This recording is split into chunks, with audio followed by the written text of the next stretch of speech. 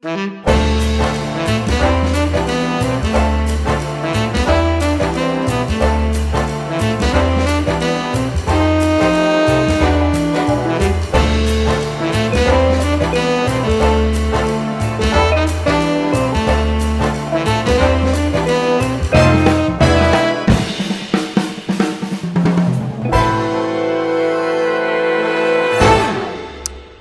everybody, and welcome back to the Family Meal Podcast. My name is Grace. Thank you so much for tuning in today. Today, I have a very impromptu and slightly chaotic episode because this was not in the plan at all, but I received some news last night that was topical and I felt like needed to be discussed. So just to cut to the chase here, there was an article published yesterday that said in Syracuse.com, I guess that's a local New York website, a new New York state rule bans ticketed music events at bars. Quote, "This is devastating." So basically, this new rule kind of showed up in the guidelines for restaurants and bars in New York that said you cannot be advertising live entertainment that guests get charged separately for. So like separate from their food. But they're saying this also includes cover charges. So essentially what that means is it goes on to say that live music should be quote unquote incidental to eating out at this restaurant or that establishment. It shouldn't be advertised. So this is really there's articles on this you can read. You can read about local restaurants that are talking about how devastating this is about to be for them. It doesn't give any clear indication as to why they're doing this. So it says very specifically via the guidelines first reported by Syracuse.com, it says this means that advertised and or ticketed shows are not permissible. Music should be incidental to the dining experience and not the draw itself. So when I first read this, I assumed that the reason they were doing this is because they don't want you to be able to say, oh, like so-and-so famous person or well-known person is performing tonight, come out and support, buy a ticket. And they don't want that drawing, 500 people to, or whatever, not 500, 100 people to a given establishment, right? Which, okay, but here's the part I don't get. So you're saying the music has to be incidental to the dining experience, right? So people wouldn't know necessarily who's performing that night, and we can't charge them to come and see that entertainment. We have to treat them as if they're just a person coming for dinner that night, which, if anything, to me spells disaster for greater crowds, because if we had tickets and you could still ticket, now this isn't me, I don't live in New York, but just the way I'm thinking about it, if I was a restaurant in New York, if I knew that it was going to be a ticketed event, okay, and I'm selling tickets in advance. Let's say I know that the only safe capacity I can have in my venue is 50 people, and that's safe including social distancing and how I can spread out my seating, and that's safe is 50 people. Then I'm only going to sell 50 tickets because already in the rules you can't have people like standing to view like a performer. So it's not, there's no standing room. You have to be like seated somewhere, and those tables have to be among certain guidelines. So it's better if I have a ticketed event because I can say I'm only allowing in 50 people to see this show, and that's safe for everybody there and everybody involved. If you eliminate that and you say now you have to treat everybody as if there's just a regular customer and, the music has to be incidental. Well, if there's still like quote unquote like always live music on Friday nights or something, right? You don't specify. So you're following these new guidelines and you're not specifying what the entertainment is. Well, who's to say that doesn't draw in 75 people, just because. And now you can't turn them away because if you have space for them, you have to accommodate them, or you have a problem we have been trying to avoid, which is having like a line of people waiting to come in. Now you got wait lists. Now you're doing way bigger capacity where you could just have those people not show up because they don't have a ticket.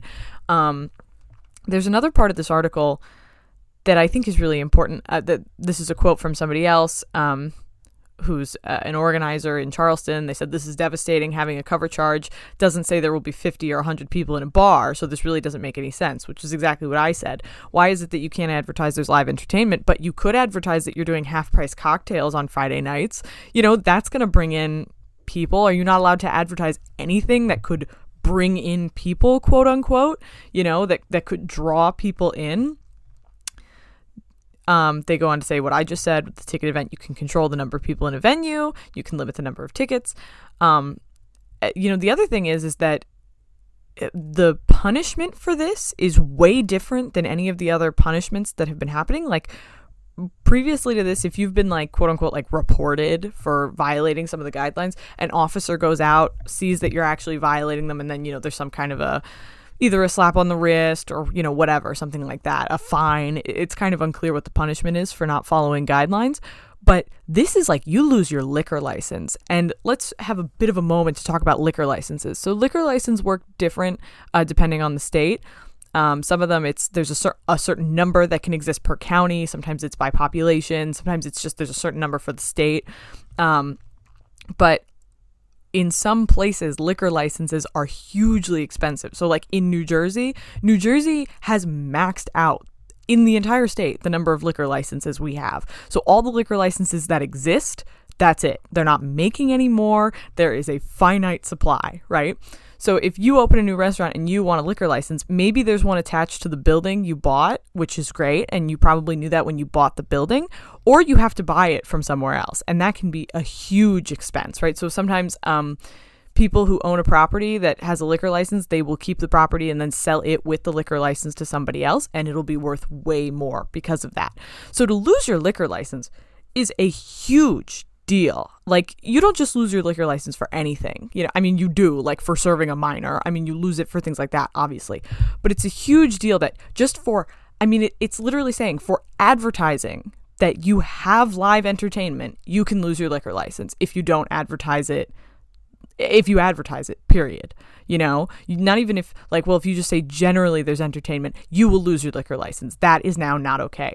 And that makes no sense. Now I don't mean to be too free speech about it, because I don't like to be one of those people, but kind of what's next? Can I not tell anybody my restaurant exists without risking losing my liquor license? And if you lose your liquor license, you are SOL. You are in deep trouble, especially right now where liquor is probably the only thing making anybody any money. They already made a rule that now in New York, I know at least, you can't sell alcohol without also selling that person food.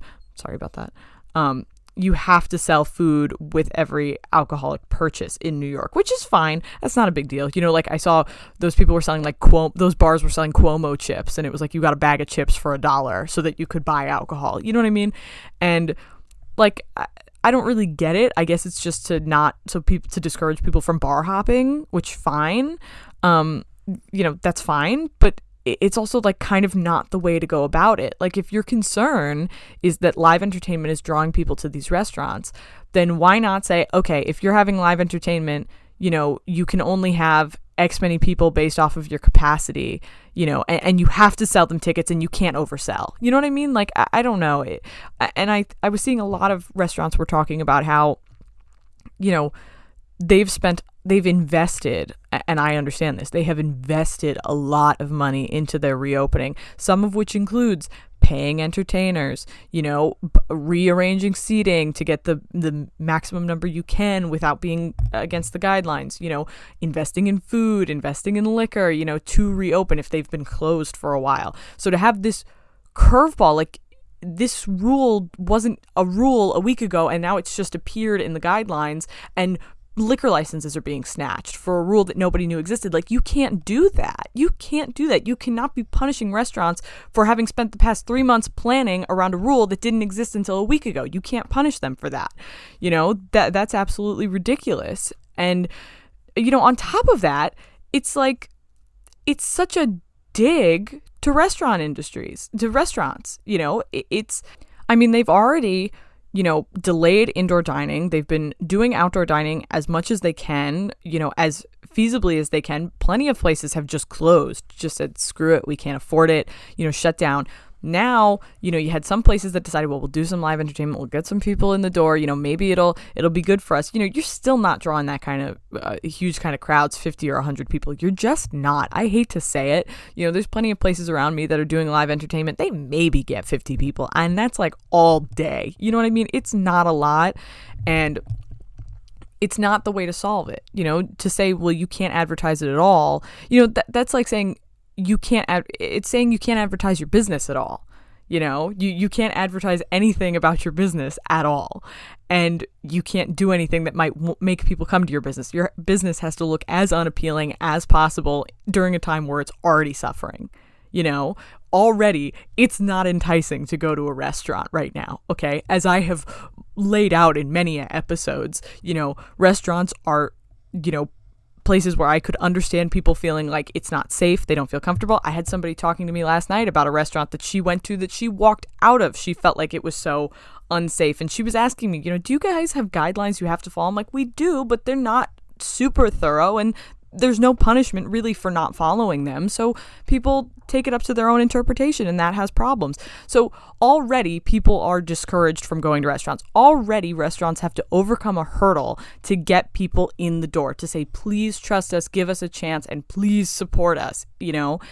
Already we're facing that. So God forbid we go, you know what, maybe if we have a live component, live entertainment, musicians, something that you can't get anywhere else right now because all music venues are closed and Broadway's closed. Maybe, people would feel like, you know what, it's worth it. I'll do it. Maybe I'll have fun and it'll be great. Like, and God forbid we do that and are helping out another industry that's also hurting, that's going to be the last to come back. I mean, the very dead last to come back. Musicians, I feel worse for you than I do for restaurants. And I could do a whole podcast about that, but I don't know enough about it. I mean, do you know the kind of conversations that go on about how singers singing and spitting is problematic?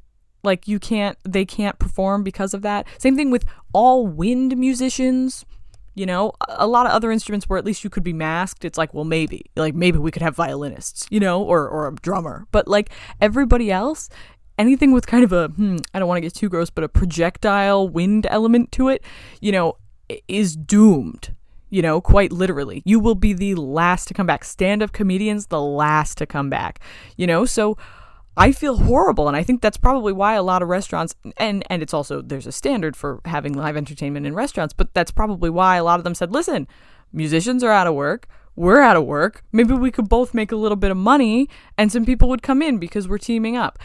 If you're doing it safely, right? If your stage is far enough away from where people are sitting without their mask on, it should be okay. I'm not an expert on, viruses, but that should be okay. And it should, if it's being done safely, and if we actually had guidelines for how to do it safely, then I'm sure everybody would be complying to those. And you could knock the people who aren't complying to those, but don't punish the people who are doing everything they can and following your vague guidelines and trying to make a business and trying to make a living out of it. You know what I mean?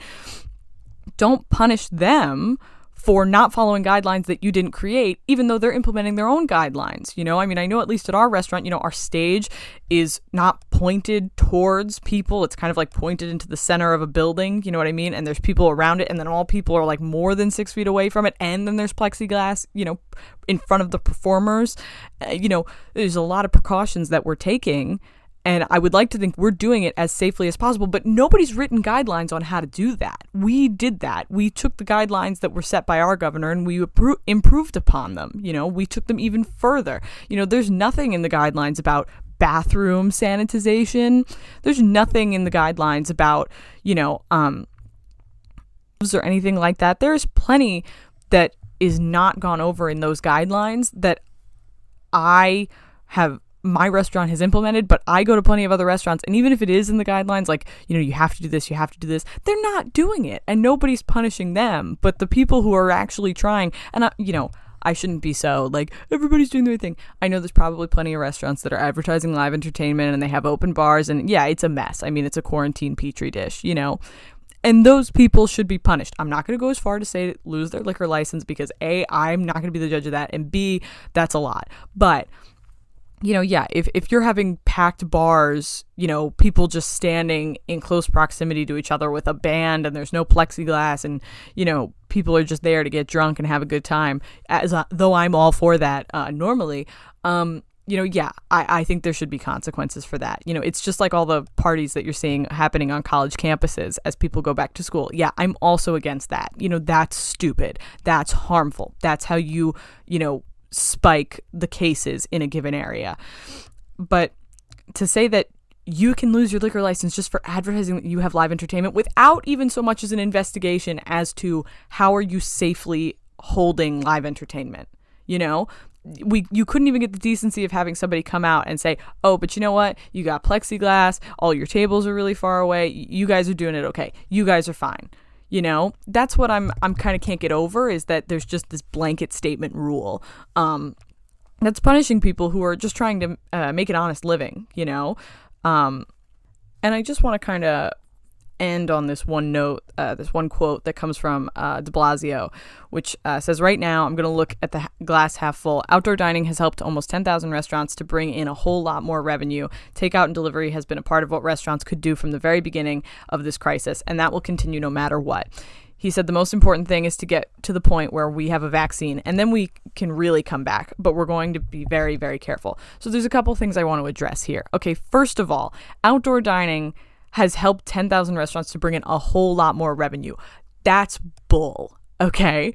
Outdoor dining, most places don't. Listen, I'm not really too sure about New York, okay? But I at least know in New Jersey that even with outdoor dining, most restaurants are functioning way under capacity, burning through a lot more waste than they have before, and are struggling to keep themselves fully staffed, okay? Because either their staff just won't work and would rather collect unemployment than make like the $50 that they make. But it's not a whole lot more revenue. I mean, I guess it's more than zero, but it's not a whole lot, okay? Takeout and delivery, maybe it's being successful for some restaurants. I know restaurants that already had that kind of thing, and that's kind of their clientele. That made sense for them. I know that it's working very well for them, and that makes total sense that a place that already had that would continue to do well because now more people are taking out and getting delivery. But also delivery doesn't always mean that restaurants are making money. As I've said, Uber, Postmates, all those things take a huge amount of the money off the top from restaurants when you order through them. So that's one thing. To say we gave you outdoor dining, so everything should be fine. Yeah, well, you also didn't give us any micro grants. You also aren't putting any money towards this. You also aren't canceling rent for small businesses. I don't see any of that happening, okay? And then the second thing is, the most important thing is we get to a point where we have the vaccine. This is something I've been wondering about. I can't ask people when they come through the doors of my restaurant if they've been vaccinated. I can't. That's information I am not entitled to as a hostess, okay? Even as a manager or an owner, I'm not entitled to know that about people. I can't ask, Joe when he walks in, hey, have you had your flu shot? I can't ask if he's been vaccinated, right? So if the vaccine came out tomorrow, right, and suddenly people were like, oh, you don't need masks, just go get the vaccine, there's going to be a lot of people who don't get the vaccine and everybody stops wearing masks.